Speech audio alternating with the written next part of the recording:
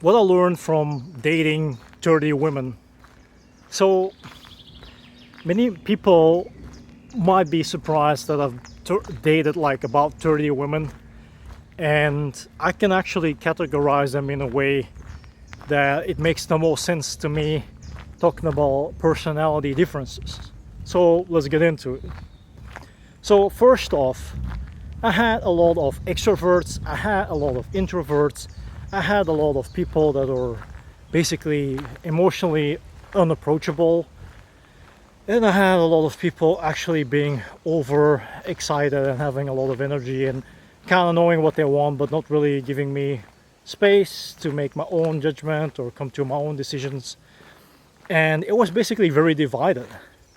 I never actually had I had something balanced out, but those people didn't really see themselves as being willing to be in a relationship. They were very happy being single. So basically, the first category of women were women that had everything set for themselves: job, house, anything you can think of to be stable and to be healthy. All that was missing was a partner and children, but for whatever reason they couldn't find the right match and settle down. But they're very eager, or were very eager, to settle down.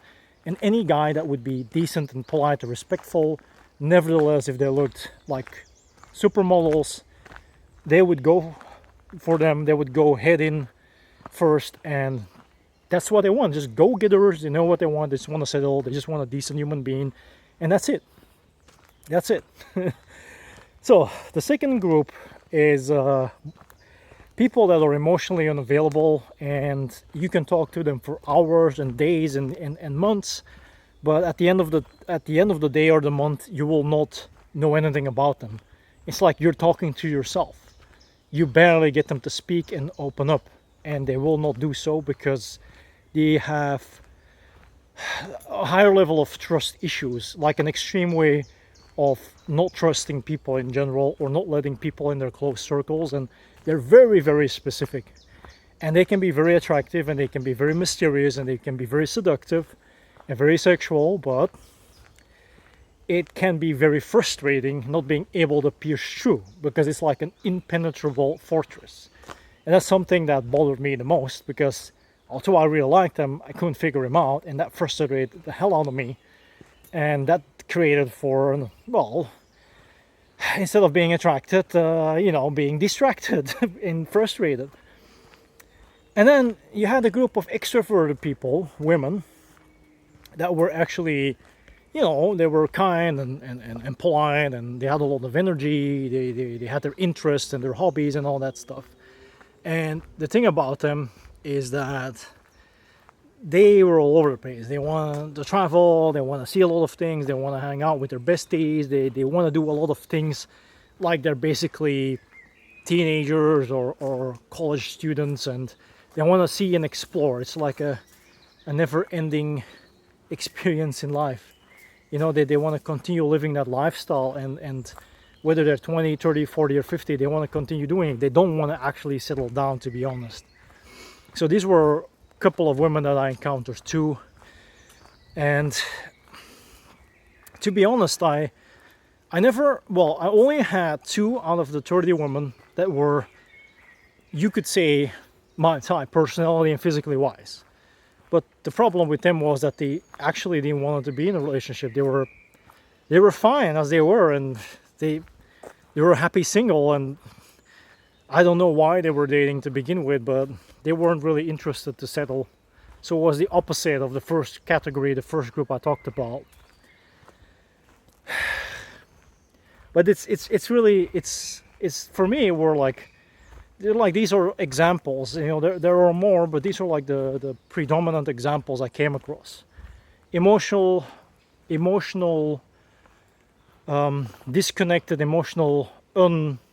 like people you can't reach emotionally, people you can't figure out, people that are distant, people that block everything out, people that keep to themselves in an extreme way, barrier upon barrier, and then people that just want to go in and settle and get things over with as fast as they can so they can check it off their bucket list, and then people basically that just want to continue to live their besties lifestyle as much and as long as they can, but they do want a relationship. They do want to cuddle up every night with a partner.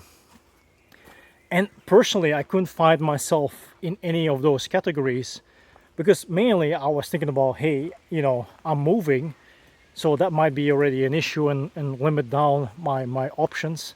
But at the same time, it's about, I believe in true partnership. I believe in commitment. I believe in monogamy. I believe in traditionalism. I believe in traditional gender roles. I believe in fatherhood and motherhood. I believe in two opposites coming together and creating something beautiful. And that was, or that is, one of the biggest challenges now, especially with women that are younger than me. It's a challenge. And like I said, you can date 30 women, you can date 50 women, you can date 100 women, but you will see a pattern. You will see a pattern of women. You will encounter them over and over again. And that's something that I realized pretty fast. And let me tell you this, there were a couple that were average, there were a couple that were above average, there were a couple that were very attractive. It was very diverse, if it comes to physicality, but personality wise and how they stand and deal with life and how they see relationships and how they see the future was very categorized. It was very one way or the other, and I sensed it immediately. And just to end it on a fun note is that after dating so many women for 6 months, I only had 2 that I really liked, and they were fine being single, so nothing actually happened. And yeah, it's kind of frustrating, but I can laugh about it now because I'm like, look, I'm moving on, and I'm traveling abroad, and I'm gonna relocate and settle down, and I know deep in my heart that it's gonna be way easier to build a life there, find a partner, and create a healthy, happy, traditional life. And if children come out of it, then that's a blessing. But the point is that then I don't have to go through the whole dating process. I don't have to do anything of that. If I'm into someone, I just court them. And if I'm serious, both parties get introduced to the families. Well, it's going to be me because I'm removed from my family. But it's going to be way easier, more natural, and more traditional, and exactly something every guy secretly, internally wants and desires.